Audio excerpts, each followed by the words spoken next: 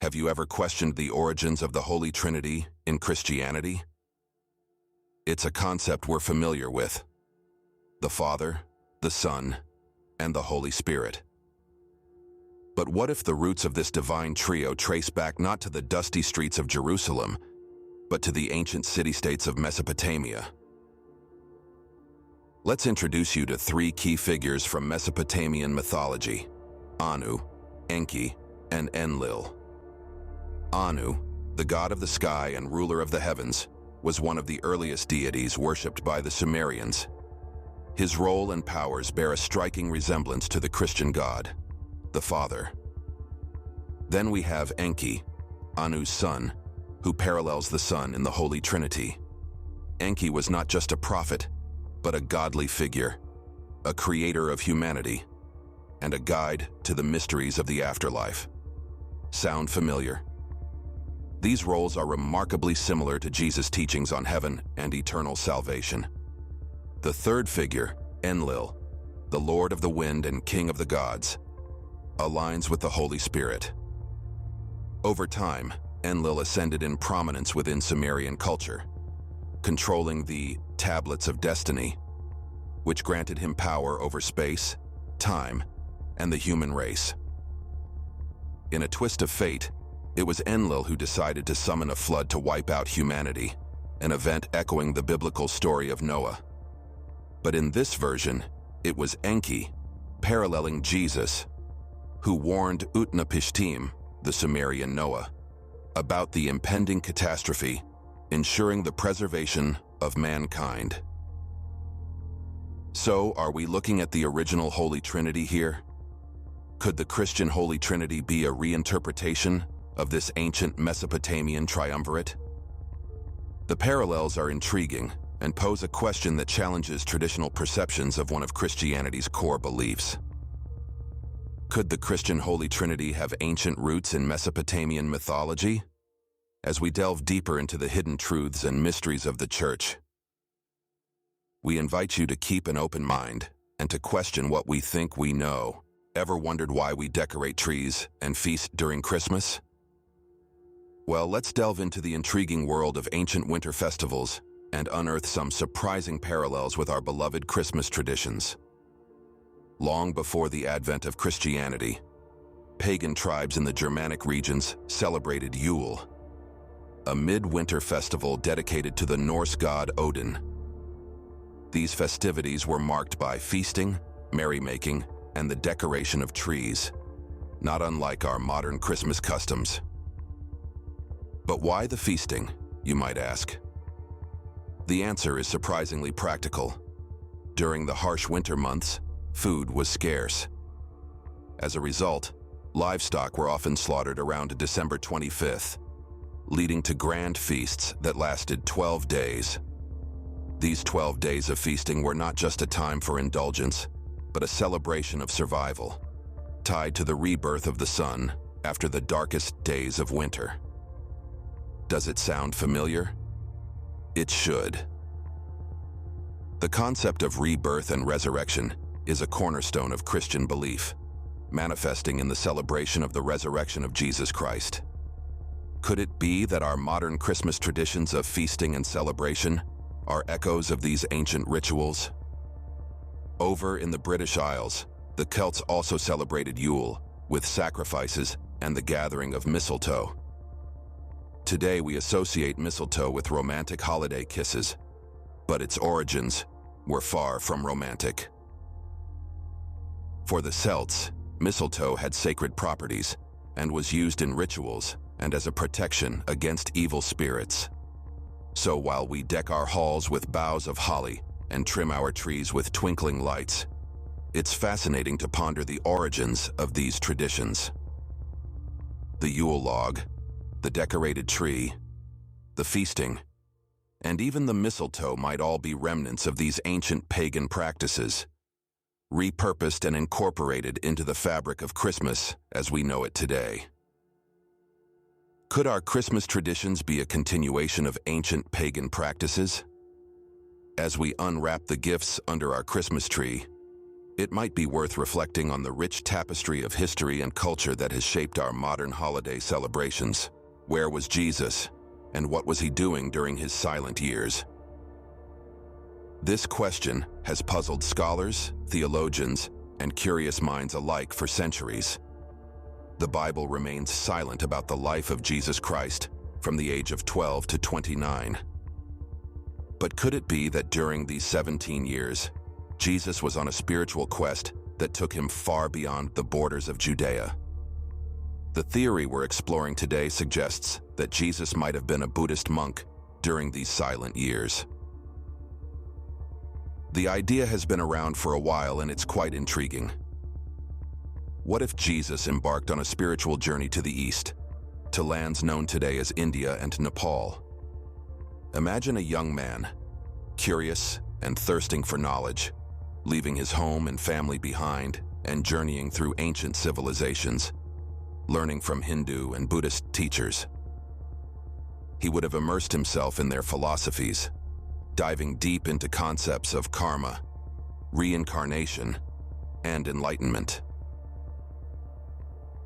It's not hard to see how such an experience could significantly shape his worldview. The teachings of love, compassion, and equality that Jesus later preached in Judea bear striking similarities to the principles of Buddhism. And his radical ideas about the nature of God, the kingdom of heaven, and the path to salvation were certainly groundbreaking in the context of the religious landscape of his time. Could Jesus' message of "love thy neighbor as thyself" have been influenced by the Buddhist concept of metta, or loving kindness? Could his emphasis on inner peace and the kingdom within have been inspired by the Buddhist teachings of inner enlightenment? The theory of Jesus' silent years in the East is, of course, speculative. There's no concrete historical evidence to back it up, but it offers an intriguing perspective on the life of one of the most influential figures in human history. So, we're left to wonder, could Jesus' revolutionary teachings be the result of his exposure to Eastern philosophies? It's a question that invites us to explore further, to question what we know, and to keep an open mind about the mysteries of the past. Did the concept of a virgin birth originate in the West? A question that might seem strange at first, but let's delve a little deeper.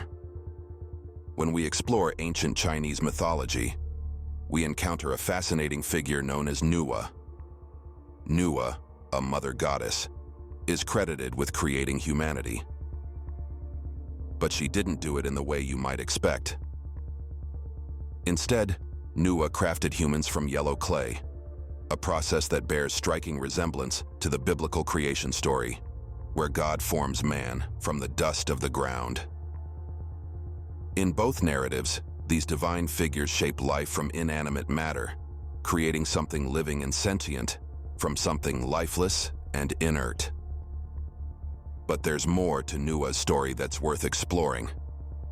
She is often associated with virgin birth legends, a concept that is central to Christian narratives. In Christianity, the Virgin Mary conceives Jesus, not through natural means, but through divine intervention. This miraculous conception, known as the Immaculate Conception, is a cornerstone of Christian belief. Now, let's circle back to Nui. In her legends, she doesn't require a partner to create life. She shapes humans from yellow clay, breathing life into them single-handedly. This act of creation, devoid of any male intervention, can be seen as a form of virgin birth. The parallels here are intriguing, to say the least. So, what does this mean for our understanding of the virgin birth story? Could it be that this narrative, often associated with Western religions, actually has roots in ancient Eastern mythology? While we can't say for sure, it's an idea worth pondering. Cultural exchange has been a part of human history for millennia, and it's not unreasonable to think that stories and beliefs could have been shared and adapted along the way. In the end, the story of Nuwa, and the legend of the virgin birth remind us of one thing. Regardless of where we come from or what we believe, we all share a fascination with the mysteries of life and creation. Could the virgin birth story have originated from ancient Chinese mythology? It's a question that invites us to explore, to question, and to marvel at the rich tapestry of human belief and imagination. What truths might the Church be hiding from us? The question stirs the air, heavy with centuries of belief and tradition. There's an undercurrent of whispers, hinting at a series of conspiracy theories that challenge the very bedrock of Christianity. Let's start with the Holy Trinity. Traditional Christian dogma presents the Father, the Son, and the Holy Spirit as the divine trio. But could this concept be a borrowed one? Some theorists propose that the original Holy Trio was not from Christianity, but from ancient Mesopotamia, featuring the gods Anu, Enki, and Enlil. If this is true, then the Church has been masking the true origins of the Holy Trinity for centuries. Next, let's consider the festive traditions of Christmas. Today, we associate Christmas with the birth of Jesus Christ. But could it be that these customs have pagan roots? The Yuletide, an ancient midwinter festival celebrated by Germanic and Norse tribes, shares striking similarities with modern Christmas traditions. From decorated trees to feasting, the echoes of Yule are unmistakable. If the Church has indeed adopted these pagan practices, then the traditional narrative of Christmas might need re-examining. Then we have the silent years of Jesus. The Bible remains silent about Jesus' life from the ages of 12 to 29, leading to speculation about his whereabouts during this time. One such theory suggests that Jesus might have journeyed to India and Nepal, studying with Hindu and Buddhist monks. Could the Church be concealing a Buddhist connection to Jesus' teachings? Finally, we come to the Chinese virgin birth, Nuwa. A figure from Chinese mythology, is credited with creating humanity and is associated with legends of virgin birth, eerily similar to the story of Jesus' birth. Could this be another borrowed tale, skillfully woven into the tapestry of Christian doctrine? Could the Church be hiding the real origins of Christianity? As we delve deeper into these hidden conspiracies, this question takes on a weight of its own, challenging us to seek the truth behind the veil of tradition and belief. What does this journey of uncovering hidden truths mean for us? As we've journeyed together through history, we've peeled back layers of myth, tradition, and belief, revealing a complex tapestry woven from threads of reality, misinterpretation, and perhaps deliberate obfuscation. Consider the Holy Trinity. We've traced its origins back to the ancient gods of Mesopotamia, suggesting that our understanding of this fundamental Christian concept might be rooted in a far older tradition. This revelation challenges us to reevaluate our perceptions and question the origins of other religious doctrines that we accept without question. Our journey took us through the cold winters of ancient Europe, where we discovered the pagan roots of our beloved Christmas traditions.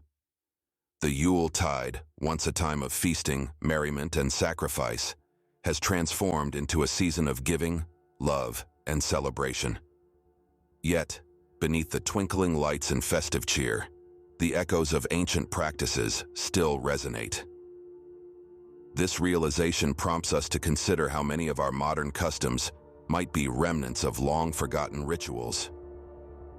We ventured into the silent years of Jesus, where we encountered the intriguing possibility of the Christ as a Buddhist monk. This theory, while unproven, offers a fascinating perspective on the origins of Jesus' revolutionary teachings and the profound influence they've had on our world. It forces us to ponder the untold stories that might lie hidden within the gaps of our religious texts. Finally, we met Nuwa, the Chinese mother goddess, and considered the parallels between her myths and the Christian narrative of the virgin birth. This comparison invites us to explore the universal themes that permeate religions worldwide and question how these narratives might have influenced each other over time. As we reflect on these revelations, we are left with a profound question. What if our understanding of religion is based on misconstrued truths? The quest for truth is an ongoing journey, one that requires us to question, to explore, and to keep an open mind. The revelations we've uncovered are not meant to undermine faith, but to deepen our understanding of its complex origins and the myriad ways it shapes our world. What have we learned from this exploration?